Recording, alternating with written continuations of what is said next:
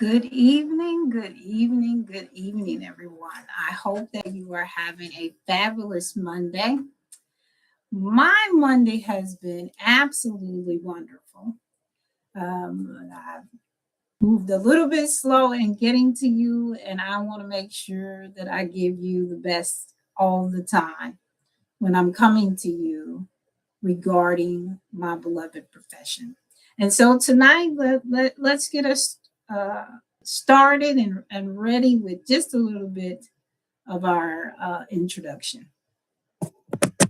If you wanna stay ahead of the curve, then follow my words. How we doing? These train innovate solve, yeah. These train innovate solve. If you wanna be ahead of the curve, then follow my words.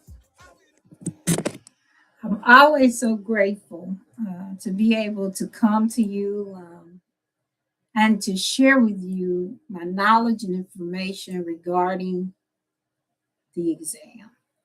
And tonight is no different. We're starting out tonight by making certain that we go into our next part of our domain number 2. So this is a part of a mini series that we have kicked off a couple of weeks ago.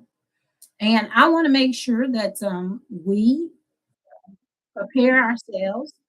Oh, going live, you never know how things are going to go. So let me see if I can get it to stop.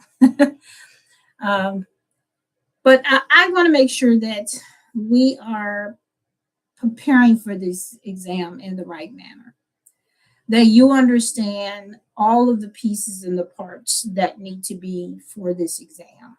Because here's the truth. SPED domain 186 is about decision making. I'm going to spend the majority of the time talking to you about why the data matters and then trying to hook up that information to you so that it all connects, it all makes sense. Because I think sometimes when we think about the book sense that you need to know, that we don't connect it together. But hopefully tonight that will be different. We will get a clear understanding on how we can best envelope ourselves within this particular domain. Again, this domain is worth 18% of the test. And if you've asked yourself, well, Samara, I know all of the variations of the assessments, and I know what an IEP is. So why is this domain so difficult for me? And remember, I kind of talked to us before about how the mindset of if you study for SPED 161, how we kind of can stay stuck there. And they're different. They have some of the same parts, but they're very different. But if that question I asked you about why this particular domain is so difficult for you, then I want you to stay with me tonight. Because domain 2, again, is all about decision making when you're using the data. And that's why I see a lot of strong educators. They get stuck. And it's almost like this seesaw that I see. They're waging war in their mind over one question. And if your scores have stayed the same, if you've taken this test multiple times and your score is going up a point or two somewhere else, or you're losing a point, it's important for you to really focus in on certain areas. And that's why I'm spending time on each one of the sections. But I want to offer you tonight a different perspective. I want you to think from reviewing the diagnostic reports that I've seen. This is really what I see. It's not that you don't recognize the assessments or even the IEP components, because that's a large part of what domain 2 is about, but it's the inconsistency of using the data in the scenarios to guide your decision. And that's really what domain 2 is measuring. Knowing assessments and knowing the IEP format, that's expected. That's a given. You've got to know that. That's just starting out at the surface level. And I'll talk a little bit later about that. But really, you want to be applying the knowledge with precision. And that's where I want to hang my hat tonight. Painting that knowledge with precision. So my agenda here is I'm gonna, like I always do, I'm gonna shoot for the moon, and hopefully we'll get all of the pieces in here. But I really want to talk to you about the big idea about domain two. What's the overall way that I would characterize it or generalize it? We're going to talk about decision making as I started out. And then I'm going to share a little bit with you, probably more so during the week than tonight, but developing and implementing and monitoring your IP. I'm going to talk just very briefly about it. But it's an important part of this exam too. And as always, I want to point out common traps. And we're going to attack a question together. Not so much as to answer the question, but the way you should be thinking about the questions, because that's what I'm trying to shift. I'm trying to shift your thinking about this exam so that the connections to the material actually take place the way that they should.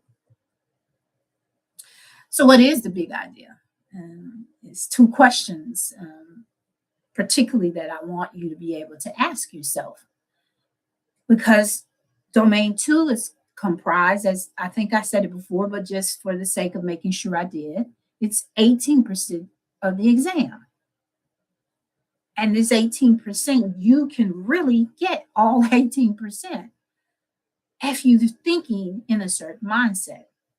So question number one, what does the data say to you? Not an interpretation of what you think the data said to you in regards to what you know in your classroom, what you've seen before. All of those are going to be important, but I often say that when we're answering these questions, don't lean into the thoughts that you're having about your own classroom setup or what you've seen as you've been preparing, but what does the data say in that question? And then my second point, what are you going to do about the data that they've given to you? What are you going to do with this information?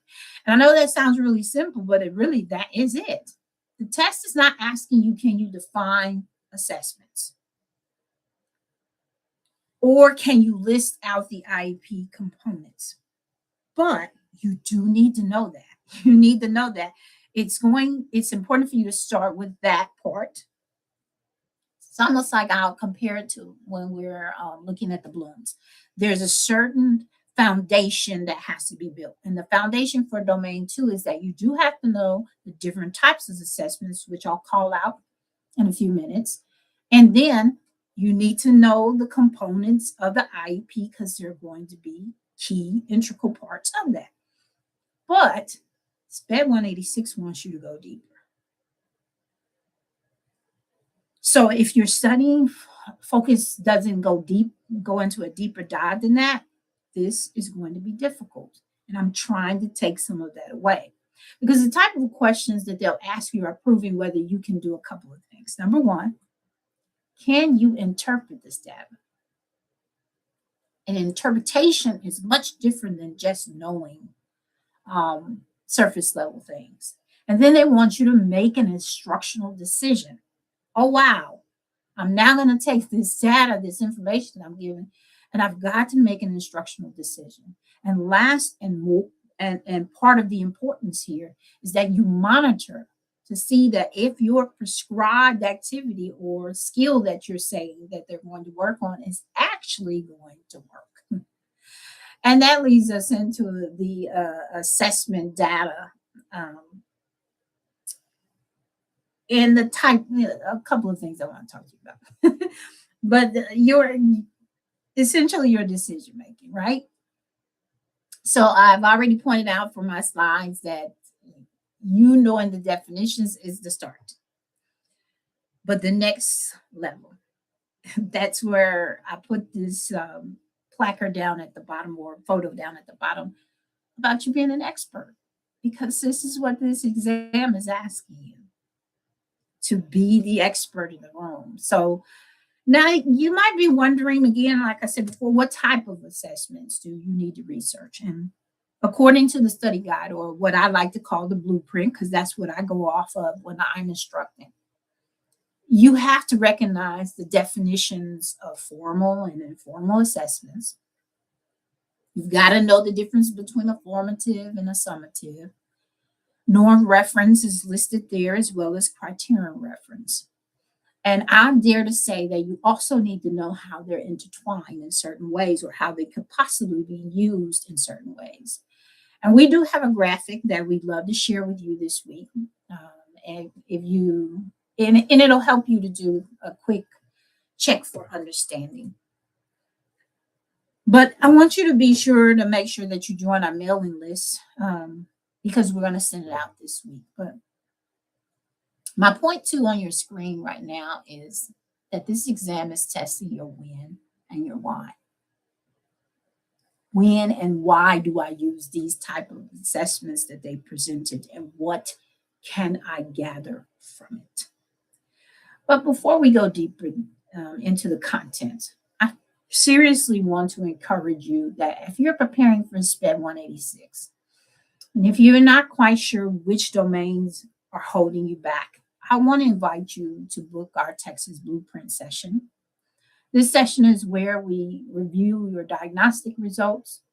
We identify exactly where you're losing points, and we build a focused study plan so that you're not studying everything, because I've said it in many of my videos, you're not going to be able to study everything. But if you go by what the information is asking you for within the blueprint, you are going to do well.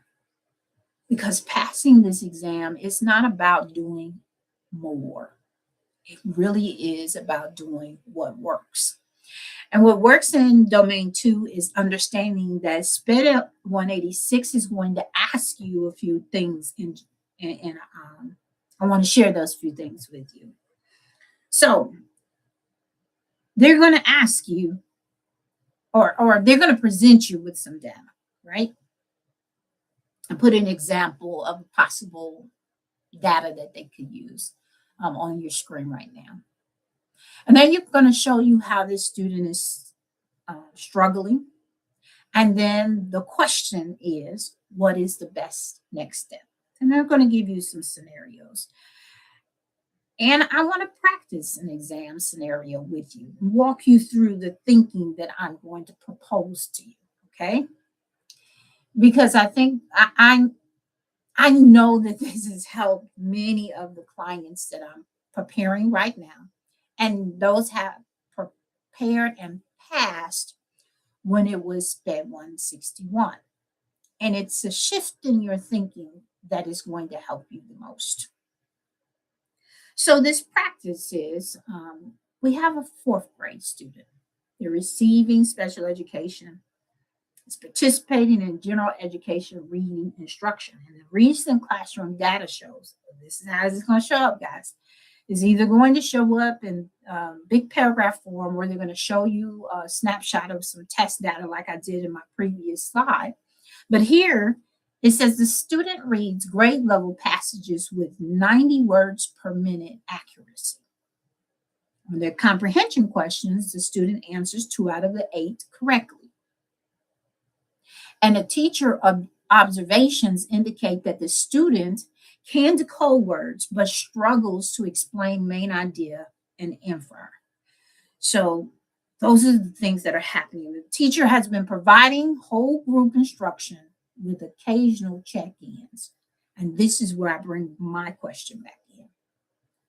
What is the best next step to support the student?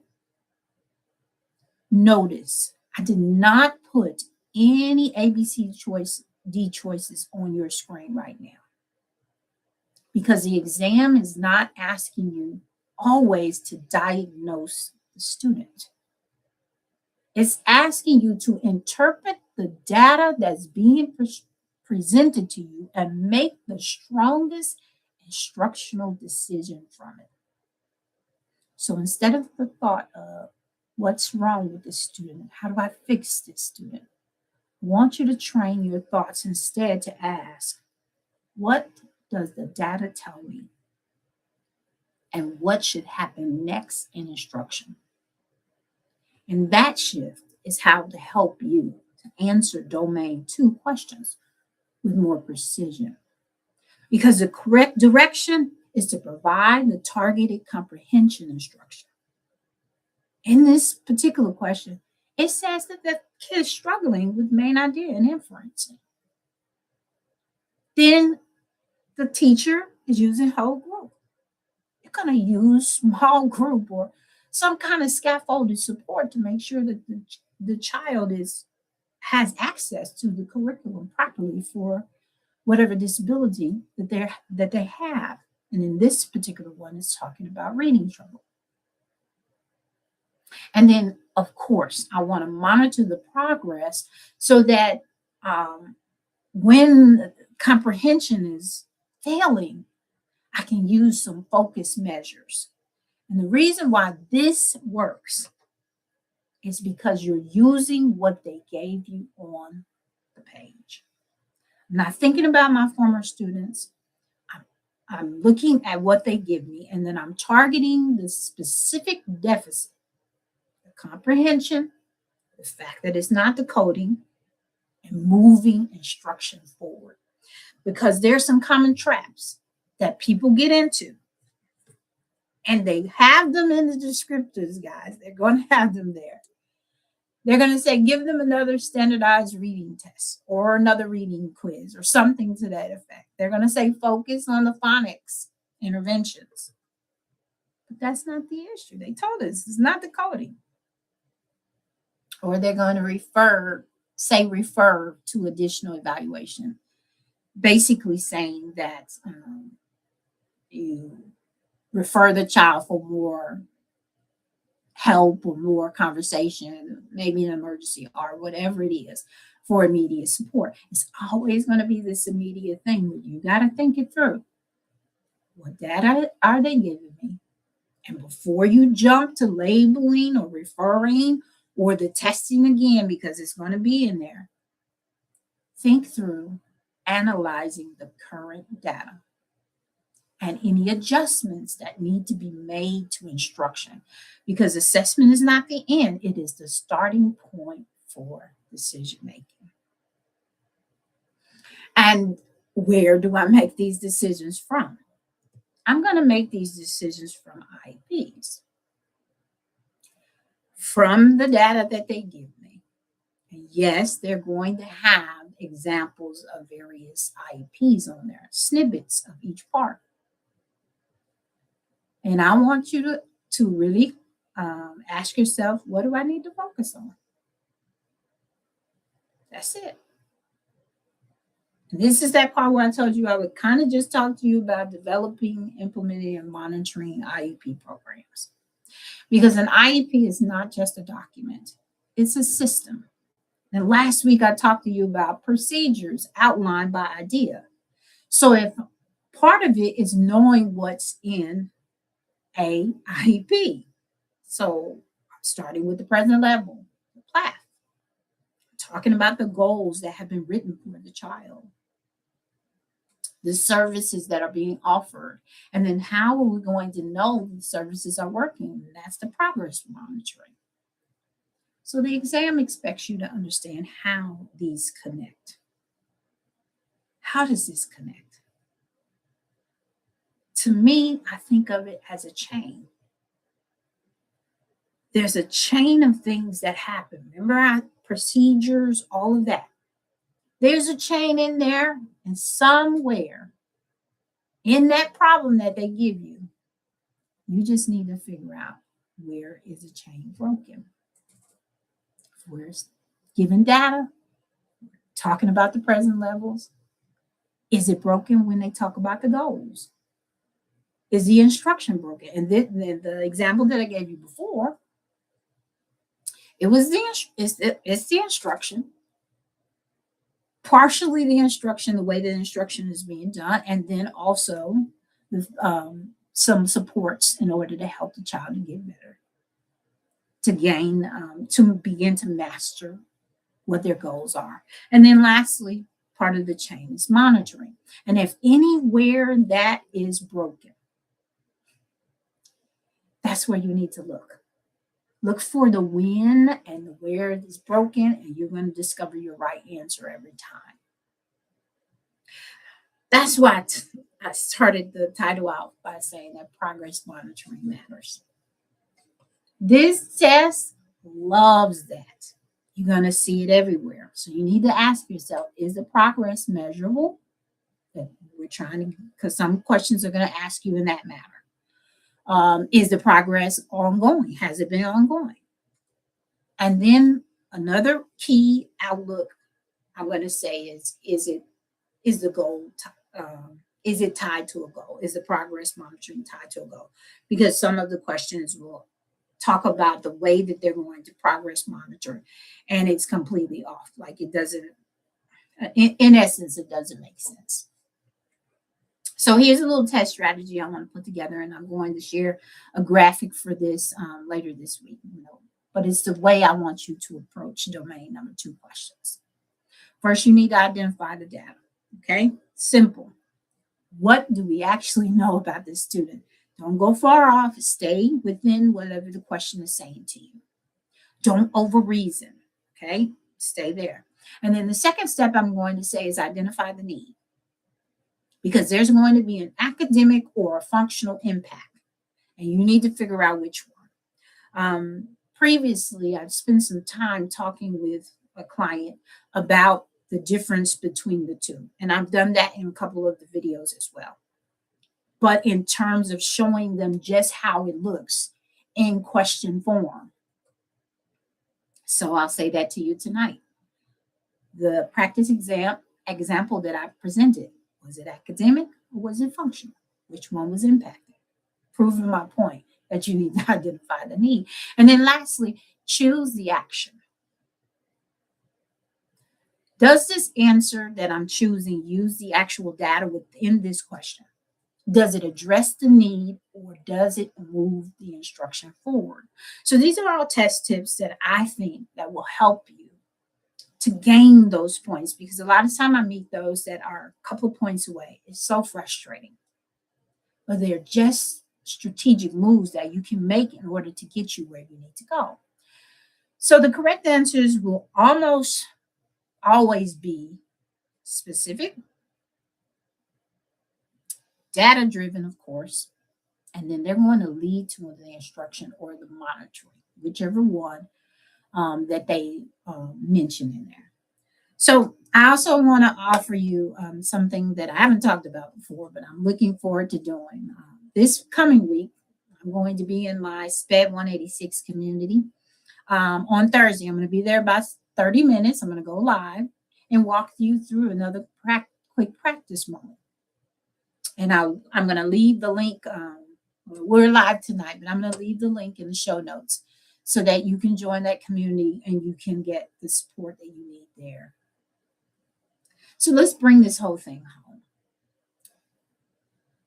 Because domain number 2 is not asking you about memorizing assessments. Yes, you need to know them. Yes, you need to know the difference between them. But the test is not asking you to fix everything. It's usually asking you to take the data that's in front of you, make the next best instructional decision. It's about reading that data, making decisions, and monitoring the impact. So even if you have studied and taken the quizzes before, like you have a practice test that you have at your hands, cover those questions up and just ask yourself the questions that I'm saying to you. Is it academic? Is it functional? What is missing? What are they trying to have me to understand when you come to look at the data? Because it's about analyzing. And if you miss these types of questions, it's because the exam requires a different lens. And that's the lens that I'm trying to build with you tonight. And once you see it, I promise you, everything is going to start to shift. So if we find that broken chain, You start to figure out where this process is being broken down in domain 2 types of questions, you're going to do well. You're going to do well on this exam. I talk about believing in you because I do. If you have laid down your money to these companies that are I won't name them because I'm not trying to get in trouble, but the various companies that allow you to begin the first phase of becoming an alternative certification teacher. And you're not being prepared. You're going through the modules, you're doing the part that needs to be regarding compliance. But there's a part that's missing, and that is knowing how to study for these exams. I'm always grateful that you land here on this channel. Sometimes I get so excited about what I'm doing, I forget to say who I am. My name is Tamara Gibson. I'm the owner and CEO of TT Innovative Solutions. And I don't take it lightly that you took time out of your night, day, evening, morning, whenever you're watching this video. But I hope that as I continue to bring information to you, that you find the value in it as you prepare to be a certified special education specialist. And no, it's not the only exam that we cover here, but it is the newest of exams that I'm covering in this mini series. And I do have other videos for those that are preparing for EC 391, for PPR 160, and STR 293. But before I sign off, I just want to remind you that, again, we're going live this Thursday in our SPED 186 community. I would love it if you would subscribe, like, and share this video to help your fellow educators passing this test. And duly note that I am here to help you when you decide to book with us regarding your blueprint session. If you have data,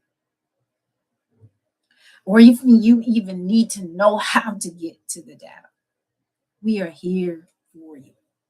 Can lead you along the way. We've got a lot of free resources on our website. We'd love for you to join us there. Emails, we answer those as quickly and as best as we can. But again, we want to make sure that you finish your goal. Last year, I was on this kick talking about crush your goal 2025. We've made it to the year 2026. And I don't want 2026 to go away without you reaching the goal that you set out for.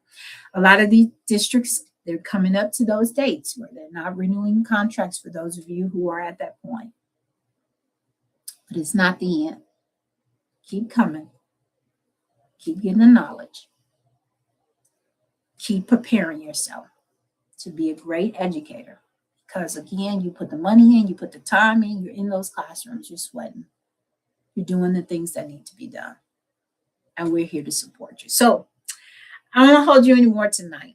I hope to see you live Thursday in the community. I'm grateful to be able to come to you live tonight. And I know that the information that we're preparing for you is right on spot for a lot of people, because I get a lot of comments about them being grateful that I'm sharing. But I'll be back again next Monday at 7 p.m. Central Standard Time, hoping to see you come back and find out a little bit more about SPED 186, because we'll be on domain number 3. All right, everyone, have a good evening, and I'll see you again soon, because we offer great information through an empathetic eye, giving you strategies and practical tools that will help you in your everyday life. Bye, everyone. Good night.